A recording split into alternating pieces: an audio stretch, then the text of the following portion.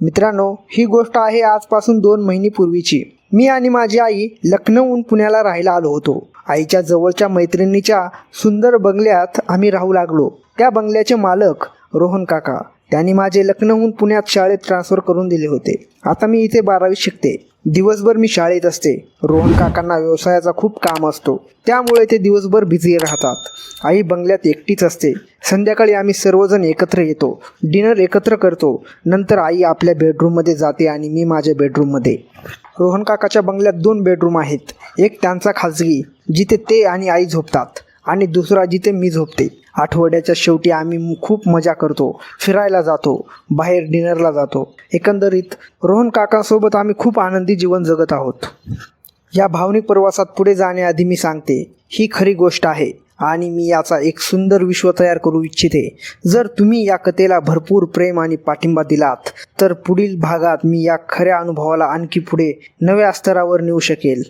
मित्रांनो, एक दिवस अशी घटना घडली ज्यात माझ्या थोड्याशा चुकीमुळे मी स्वतःच एका विचित्र परिस्थितीमध्ये सापडले. तो दिवस करवा चौथचा होता. मी माझ्या बेडरूममध्ये झोपले होते. सामान्यतः मी रात्री कधीच जागत नाही. अभ्यासामुळे झोप लगेच येते आणि सकाळीच जाग येते. पण त्या रात्री तहान लागली. मी उठले आणि सामायिक हॉलमध्ये पाणी प्यायला गेले. तेव्हा मला वाटले की आईच्या बेडरूममधून काहीतरी आवाज येत आहेत. ते आवाज खूपच वेगळे होते. जणू कोणीतरी आईचा श्वास कोंडला असावा आणि त्या हवेसाठी तडपडत असाव्यात. मी हळूच त्यांच्या बेडरूम जवळ गेले. दरवाजात थोडीशी उघडी जागा होती आणि त्यात दिवा लागलेला होता. नेहमी आईचा बेडरूम लॉक असतो. त्यांना बोलवायचे झाल्यास बेल वाजवावी लागते. आज मात्र दरवाजा उघडाच होता. कदाचित ते लॉक लावायला विसरले असतील. मी दरवाजाच्या त्या छोट्या छिद्रातून आत डोकावले. आई खूप तडपडत होत्या, जणू मोठ्या त्रासात सापडल्या असाव्यात. जसे मी बेडरूमकडे पाहिले तसे माझे मन गाठले. काही क्षण मी हळू शकले नाही, बोलू शकले नाही. आतल्या दृश्याने मला घाम फुटला. रोंगटे उभे राहिले. मी काय करावे हे समजनासे झाले. फक्त टक लावून पाहत राहिले. बेडवर आई पडल्या होत्या. दोन्ही हातांनी बेड पकडले होते. त्या वेगाने श्वास घेत होत्या. त्या बेडवर अशा प्रभावी होत्या जशा एखाद्या चित्रपटातील नायिका भावनाच्या प्रभावात असते. आई तर नेहमी सुंदर दिसतात, पण त्या क्षणी त्या अप्सरेसारख्या दिसत होत्या. संपूर्ण बेड पांढऱ्या कपड्याने शुभ्रतेत केलेला होता. आईंना असे पाहून माझ्या मनात एक विचित्र भावना निर्माण झाली. तेव्हा माझी नजर चादरीवर गेली. चादरीखाली कोणीतरी आहे असे वाटले. खालच्या बाजूला जसे चादर हलली तशी त्या अधिक प्रभावी होऊ लागल्या. मी विचार करू लागले, चादरीखाली कोण असू शकते, कारण झोपायच्या वेळी रोहन काका घरात नव्हते. मी त्या व्यक्तीला बाहेर येण्याची वाट पाहू लागले, पण तो बाहेर येत नव्हता. रूममध्ये AC चालू होता, तरीही आई घामाने नाहून निघाल्या होत्या. त्या म्हणत होत्या, प्लीज आता थांबा ना, मी मरून जाईन प्लीज. पण तो थांबतच नव्हता. चादरीखाली काय चालले होते हे मला कळेना, पण आई पूर्णपणे नियंत्रण गमावल्या होत्या. जसजशा त्यांच्या आवाज वाढल्या तसे ते पूर्ण रूममध्ये घुमू लागले. मग चादर हळूहळू खाली सरकू लागली. थोड्याच वेळात त्यांचे व्यक्तिमत्व उघडे पडले. मी स्तब्ध झाले. त्या खूप सुंदर अप्सरेसारख्या वाटत होत्या आणि म्हणत होत्या, मी मरून जाईन प्लीज. चादर पूर्ण खाली गेली आणि मी अवाक झाले. चादरी खालून जो बाहेर आला तो रोहन काका होते. ते मोकळे होते आणि खूप प्रभावी दिसत होते. नंतर रोहन काका उठले. तेव्हा मला जाणवले की रोहन काकांच्या भावना दाटून आल्या होत्या. त्यांनी आईच्या जीवनात आपली भावना टाकली आणि ते अनुभव घेऊ लागले.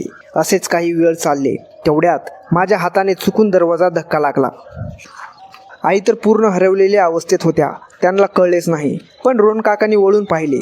मी लपले, पण कदाचित त्यांना शंका आली. त्यांना माहीत होते की तिथे फक्त मीच असू शकते. मी म्हणजे तनुजा. ते हसले आणि आईला अधिक अनुभव देऊ लागले. त्यांचा सुंदर आवाज रूममध्ये घुमू लागला. त्यांना माहीत होते की आवाज बाहेर जाणार नाही. फक्त दरवाजा आज लॉक नव्हता हे त्यांना समजले नव्हते. रोहन काका इतके तीव्र अनुभव देत होते की आवाज मला ऐकू येत होता. आईची अस्वस्थता खूप खराब झाली होती. जणू त्यांचा श्वास थांबेल. आईच्या डोळ्यातून अश्रू येऊ लागले, पण रोहन काका थांबले नाहीत. मग काकांनी हळूहळू भावना संपवल्या आणि दोघे शांत झोपले. माझीही अवस्था बिकट झाली होती. मी पटकन माझ्या बेडरूममध्ये जाऊन पडले आणि झोपले. सकाळी उठल्यावर कळाले की आईला ताप आला आहे. सारा दिवस आई बेडरूममध्येच आराम करत होत्या. रात्री जेव्हा रोहन काका घरी आले, आम्ही सर्वजण बसलो होतो. त्यांनी मला विचारले, आई कशा आहेत? मी सांगितले, ताप आहे. तेव्हा ते हसले आणि माझ्याकडे पाहू लागले. त्यांच्या नजरेतून मला खूपच विचित्र भावना जाणवली. त्या रात्रीच्या घटनेनंतर माझ्या मनात एक अजीब अस्वस्थता निर्माण झाली होती. रोहन काकाच्या त्या विचित्र नजरेने मला अस्वस्थ केले होते. ते हसले होते, पण त्यांच्या डोळ्यात एक प्रभाव होता, जणू ते मला काही सांगू इच्छित होते किंवा लपवू इच्छित होते. मी मनात विचार केला, कदाचित मी अतिविचार करत असेल. काका नेहमी माझ्याशी खूप चांगले वागतात, पण तरीही त्या रात्रीचे दृश्य माझ्या डोळ्यासमोर हटत नव्हते. आईला ताप आला होता आणि त्या दिवसभर बेडरूममध्ये आराम करत होत्या. मी शाळेतून घरी आल्यावर त्यांना भेटले. आई, कसे वाटते आता, मी विचारले. त्या हसल्या आणि म्हणाल्या, बेटा, थोडे कमजोर वाटते, पण लवकरच ठीक होईल. रोहनने मला औषध दिले आहे. त्यांच्या बोलण्यात एक सौम्यता होती, पण मी लक्षात घेतली की त्या माझ्या नजरा टाळत होत्या, जणू काही लपवत असाव्यात. सकाळी रोहन काका घरी आले.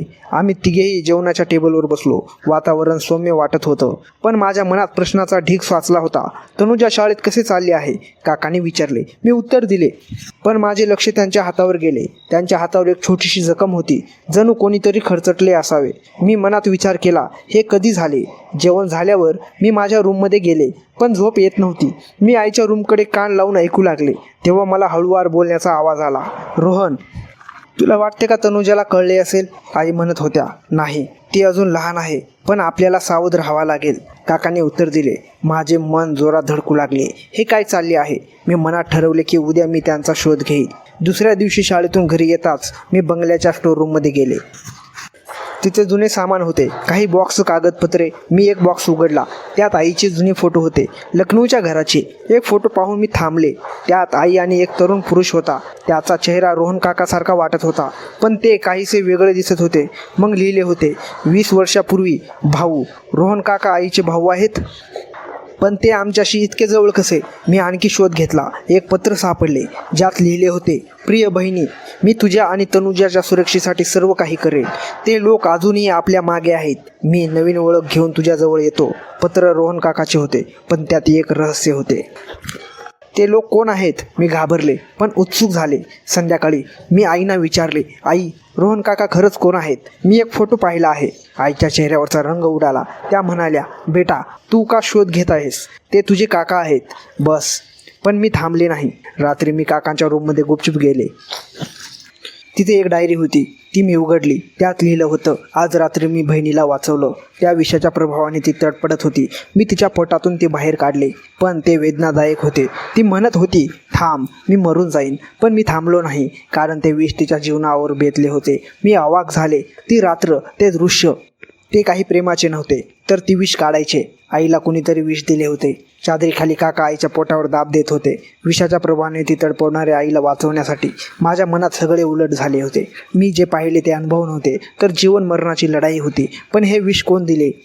डायरीत पुढे लिहिले होते, ते लोक लखनौहून आले आहेत. आईचे जुने शत्रू, तिच्या पतीचा मृत्यू घेणारे.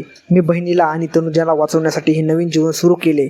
माझे वडील, ते मृत्यू मी कधीच ऐकले नव्हते. वडील अपघातात गेले नव्हते. आणि रोहन काका आईचे सख्खे भाऊ आहेत, जे आम्हाला वाचवण्यासाठी काका म्हणून राहत आहेत. हे सगळे एक मोठे रहस्य होते. आमचे जीवन एका अध्यायावर रहस्यासारखे उभे होते. मी डायरी ठेवली आणि बाहेर येताच दरवाजावर कोणीतरी उभा होता. तनुजा, तू हे सगळे जाणून घेण्यासाठी तयार आहेस का, रोहन काकांनी विचारले. मी होकार दिला.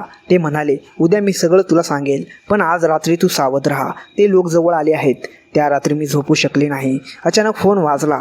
एक अनोळखी नंबर. मी उचलला. समोर एक खर्चचा आवाज आला. तनुजा, तुझ्या आई आणि त्या रोहन काकाला सांग, आम्ही येत आहोत. बदला पूर्ण होईल. फोन कट झाला. मी घाबरले. हे कोण, उद्या काय घडणार आहे. माझे जीवन एका नव्या धोक्याच्या उंबरठ्यावर उभे होते. दुसऱ्या दिवशी सकाळी मी उठले तेव्हा घरात एक अस्वस्थ शांतता पसरलेली होती. रोहन काका आणि आई दोघेही लिव्हिंग रूममध्ये बसले होते, जणू काही महत्त्वाच्या चर्चेसाठी तयार. मी त्यांच्याजवळ गेले आणि म्हणाले, काका, तुम्ही काल म्हणालात की आज सगळे सांगाल. मी तयार आहे. काकाने एक दीर्घ श्वास घेतला आणि सुरू झाले. तनुजा, हे सगळे जुन्या एका रहस्यापासून सुरू झाले आहे. तुझे वडील, जे एक प्रामाणिक अधिकारी होते, त्यांनी एका मोठ्या गुन्हेगारी टोळीचा पर्दाफाश केला होता. त्या टोळीच्या नेत्यांनी त्यांचा बदला घेण्यासाठी त्यांची हत्या घडवली. मी म्हणजे तुझ्या आईचा सक्का भाऊ तेव्हापासून तुझ्या आणि आईच्या संरक्षणासाठी गुप्तपणे काम करत आहे. लखनौ सोडून इथे येण्यामागे हेच कारण आहे. त्या टोळीचे सदस्य अजूनही तुमच्या मागे आहेत. आईने माझ्याकडे पाहिले आणि म्हणाली, बेटा, त्या रात्री तू जे पाहिलंस ते एका विषाच्या हल्ल्याचा परिणाम होता. मी चुकून एका क्षणात व्यक्तीकडून असलेली भेट स्वीकारली होती. त्या विष मिसळले होते. रोहितने मला वाचवण्यासाठी तातडीने उपचार केले. ते दाब देणे, ते वेदना सहन करणे सगळे जीवनरक्षक प्रयत्न होते. मी स्तब्ध झाले. माझ्या मनातील सगळ्या गैरसमजुती दूर झाल्या. हे कुटुंब प्रेम, संरक्षण आणि विश्वासाचे बंधन होते, जे मी चुकीच्या दृष्टीतून पाहत होते. काकांनी पुढे सांगितले, आम्ही पोलिसांना सगळे पुरावे दिले आहेत, पण त्या टोळीचे जाळं अजून मजबूत आहे. तू आता या रहस्याचा भाग आहेस, म्हणून सावध राहा. दुपारी मी शाळेत गेले, पण माझे मन घरातच अडकलेले होते. घरी परत येताच मी पाहिले की दार उघडे होते. आत जाऊन मी आवाज दिला, आई, काका, पण उत्तर आले नाही. लिव्हिंग रूममध्ये एक पत्र पडलेले होते, आम्ही आलो आहोत, बदला पूर्ण होईल. मन धडकू लागले. मी फोन उचलला आणि पोलिसांना कॉल केला, पण तेवढ्यात मागून एक सावली पडली. मित्रांनो, ही कथा हे दाखवते की प्रत्येक घटनेच्या मागे एक खोल सत्य असते, जे समजून घेण्यासाठी संयम आणि समाधानी आवश्यक आहे. जर तुम्हाला या कथेचा पुढील भाग पाहायचा असेल तर आमच्या चॅनलला सबस्क्राईब करा आणि नोटिफिकेशन सुरू करा. तुमचा पाठिंबा आम्हाला आणखी चांगल्या कथा सांगण्यासाठी प्रेरणा देतो. धन्यवाद.